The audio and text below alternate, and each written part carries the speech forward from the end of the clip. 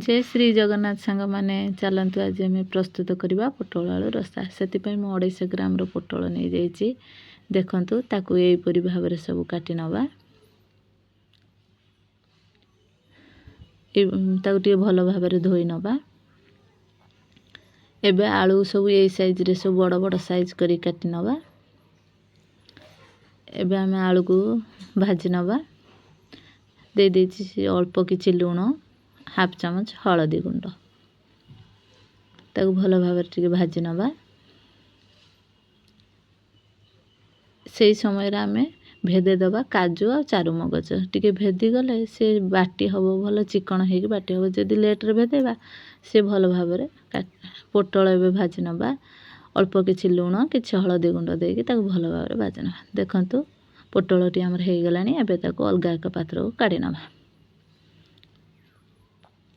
एबे मसला जोगाड़ देछि नहीं जाइछि किछि अदा अल्प किछि रसुण आउ काटी रखिथिली पियाज किछि देकी नहीं जाइछि देखंतु मसला टी आमर रेडी हो जाइछि एबे जो काजू चारू मगज भेदैथिले ताकू भी बाटी आनिबा पानी किछि दे दे देखंतु काजू और चारू मगज बटा भी हो जाइछि एबे सेही कढ़ाई रे दे दबा किछि तेल अल्प टिके चीनी किछि तेजपत्र दे दबा किछि गोटा मसला एबे काटी रखिथिली दुईटी पियाज ताकू दे देछि भल भाव रे ताकू टे संतुली दबा देखंतु पियाज हो जाइछि एबे दे दबा अदा रसुण पेस्ट गोटे चामच हलदी गुंड गोटे चामच लंका गुंड गोटे चामच करी मसला और स्वाद अनुसार लुण ताकू भल भाव रे टिके 10 मिनिट पे कसी नबा देखंतु एहीपरी भाव में आम कषिबा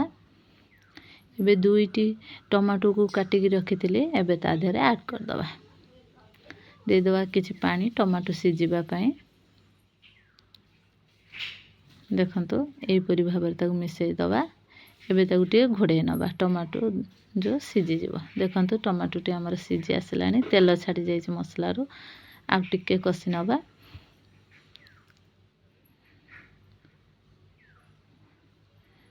5 मिनिट पे कषि देके ता देहरे एबे दे दबा जो काजू और चारू मगज बाटिकी रखा हैतला ताकू एबे आ देहरे दे दबा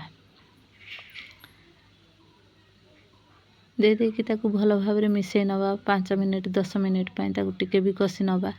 जिमिति काजू और चारू मगज तेल छाड़ी आसीबो देखंतु एहीपरी भाव में हमर काजू और चारू मगज पकई साला परे तेल छाड़ी आछि